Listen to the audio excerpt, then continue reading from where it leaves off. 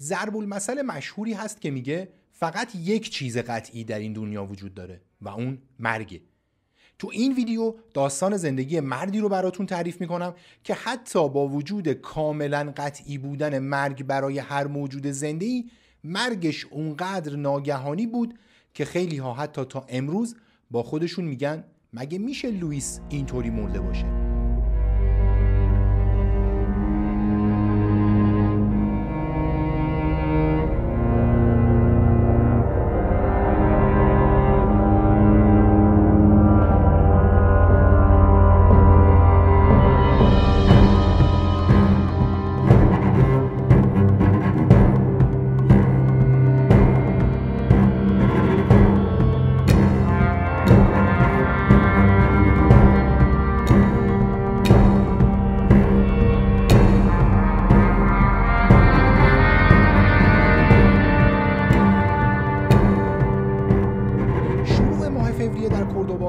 وسط نقشه آرژانتین پیام‌آور انتظار برای پایان روزهای پرحرارت و رسیدن عصرهای خنک در آخر ماهه.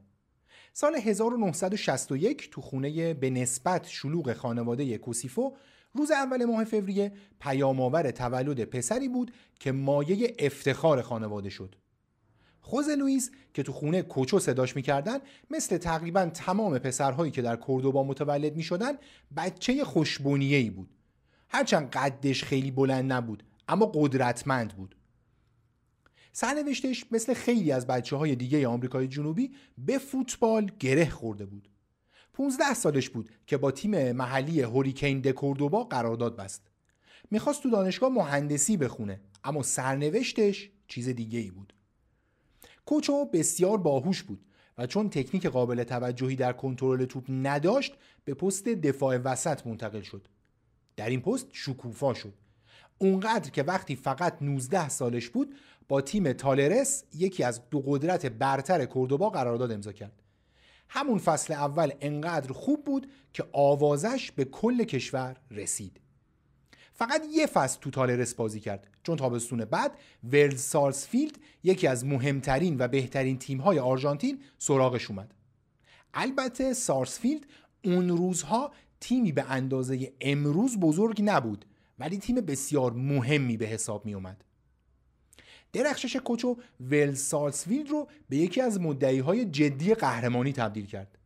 اونا سال 85 در فینال جام حذفی به آرژانتینیوس جونیورز باختن و نتونستن اولین جام مهمشون در حدود 20 سال رو بگیرن.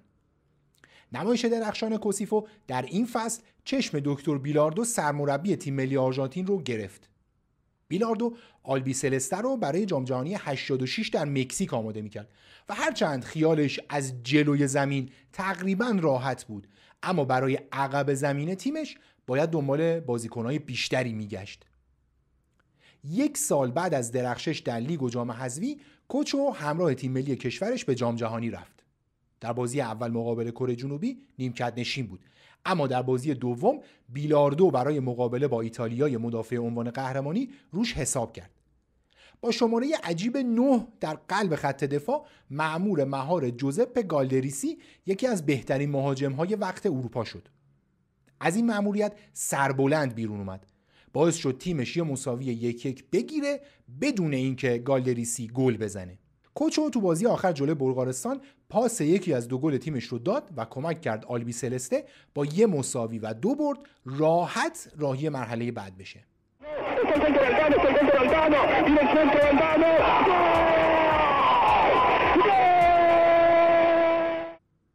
کوچو تو بازی اول مرحله حذفی جلوی اوروگوئه قدرتمند مأمور مهار بهترین بازیکن حریف یعنی انزو فرانچسکولی شد.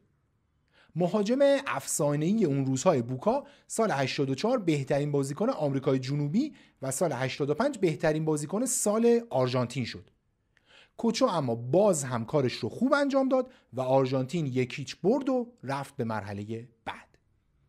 در جریان پیروزی مشهور 2-1 آرژانتین مقابل انگلیس، کوچو که تا اون بازی هم دفاع راست و هم دفاع وسط بازی کرده بود به بال چپ سیستم 3 دفاعه تیمش منتقل شد و باز هم عملکرد بسیار خوبی داشت. کوچو تو بازی فینال هم بازیکن فیکس تیمش بود و افتخار کسب عنوان قهرمانی جهان رو به دست آورد. هرچند هرگز تو روزنامه‌ها مطلبی درباره بهترین مدافع آرژانتین در اون جام نوشته نشد، اما مارادونای افسانه‌ای بعدها تو کتاب خاطراتش نوشت کوچو به اندازه خودش تو اون قهرمانی مؤثر بوده. کوچو بعد از جام جهانی یک فصل دیگه در ورسارسفیلد بازی کرد و بعد راهی بوکا جونیورز شد. روزهای سیاهی در مشهورترین تیم آرژانتین سپری کرد و بخشی از 12 سال قحطی جام در تیم مارادونا بود. انقدر افت کرد که برای جام جهانی بعدی حتی به تیم ملی دعوت هم نشد. اوضاع انقدر بد پیش رفت که کوچو مجبور شد بیاد این طرف اقیانوس و برای تیم نیمه المپیکس تو فرانسه بازی کنه. اوضاع تو فرانسه هم فاجعه بود و بعد از اینکه در فصل دوم رده آخر لاشامپیونا رو کسب کردن، مجبور شدن با بازیکن‌هایی مثل کوچو خداحافظی کنن.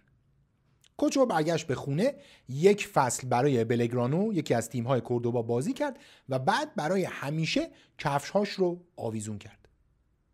مدتی به عنوان مربی پایه در ژاپن فعالیت کرد، اما خمیرمایه مربیگری نداشت و برگشت کشورش. از فوتبال دور و خیلی زود فراموش شد تا اینکه شب 11 دسامبر 2004 با خبر مرگ دلخراشش دوباره به صدر اخبار آرژانتین برگشت. خبر کوتاه بود. خوزه لوئیس کوسیفو، قهرمان جهان در سال 86، صبح امروز در حالی که برای شکار به منطقه باهیا سان بلاس سفر کرده بود کشته شد. پلیس گزارش داد کوسیفو در حال راندن خودروی بلیزرش در منطقه‌ای کوهستانی بوده که در یک دستانداز ماشه اسلحه شکاری کالیبر 22 خود را بی اختیار میچکاند. گلوله مستقیم به شکم کوسیفو برخورد کرد و کبد او را از بین برد. به همین سادگی. کوچو در زمان مرگ فقط 43 سال داشت.